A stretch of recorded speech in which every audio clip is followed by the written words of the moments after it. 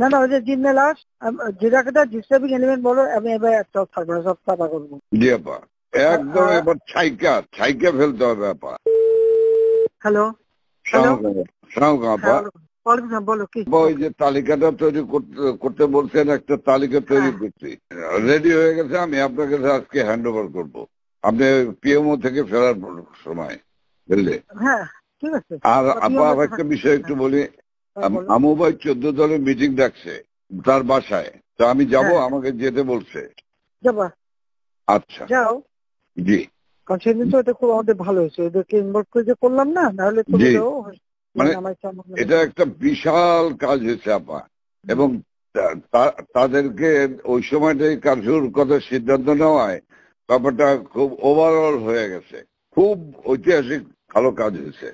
ওই তাদের গিয়ে একটা মেসেজ দিচ্ছে সবাইকে যে যা কিছু আছে সব তো বঙ্গবন্ধুর কথা এখন নকল করে। জি জি, সবাই জি মানে আন্দোলন চালায় যাও, 2 দিন কন্টিনিউ করতে পারলে আর এই গভর্নমেন্ট থাকবে না।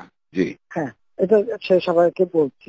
এখন তো তোমার আমি একটা কথা বলি, তোমার এই যে বিহারি, তুমি আমাকে যেটা বলবো সত্যি কথা বলবো। জি, তোমার ওই মোহাম্মদপুরে যে বিহারি পড়ছিল, ওদের ভূমিকাটা কি? ওদের ভূমিকা ভালো আপা, শুধু এখানে সেন্ট্রু কমিশনার আছে একটা, এই যে কালপিট জাতীয় পার্টির, হ্যাঁ ও একটা কালপিট, ওর সঙ্গে কয়েকটা ছেলে আছে জাতীয় পার্টির সঙ্গে, ও তো ওই এলাকার কাউন্সিলর, ওর কাছ থেকে বেনিফিট নেয়। এই ছেলে, এই গুটি কয়েক ছেলে, ধরেন 15-20টা ছেলে, তারা সব আমাদের পক্ষে। আজকে তাহলে ওরা পিক আপ করতে হবে।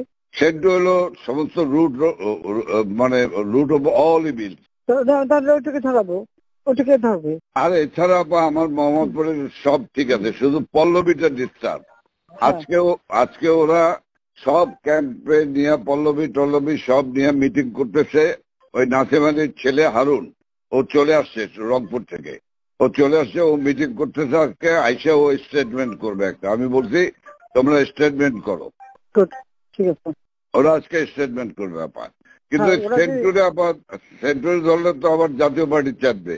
চুপ, জাতীয় পার্টির ক্ষেত্রে আমাদের কি আসে যায়? আচ্ছা, বাহ, আমার জাতীয় পার্টিতে আর কত দরকার নেই পার্টির।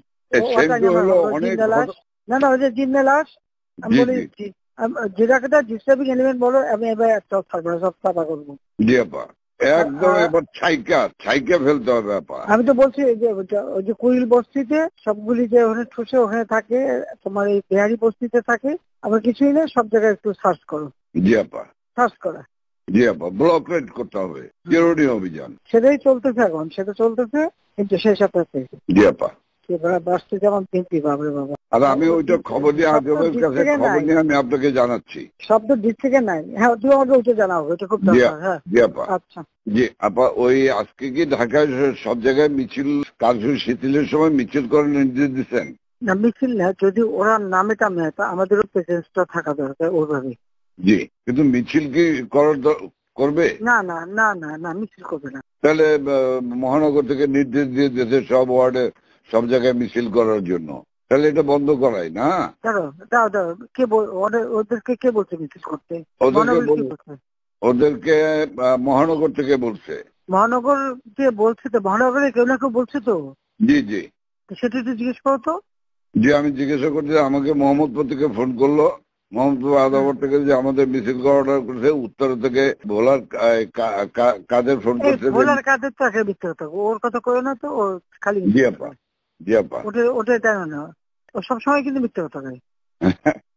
আপা তাহলে আমি একটু খবর নিয়ে আমি মির্জা আজমকে জিজ্ঞাসা করি। হ্যাঁ, মির্জা কে বলছে, যদি ইন্টেলিজেন্স বা এদের থেকে বলা হয় করতে পারে যে আমাদের প্রেজেন্সটা থাকলে তখন ওরা নামতে সাহস পাবে না, এটা সাপোর্ট হবে। জি, এটা হতে পারে, বাট তাহলে তোমাকে একটু জিজ্ঞেস করে নিতে হবে। আমি ওদেরকে হেল্প করার জন্য হতে পারে, কিন্তু মির্জা আজমকে জিজ্ঞেস করে যে মির্জা আজমকে কে বলছে, জিজ্ঞেস করে আমার জানাও। আমি জানছি।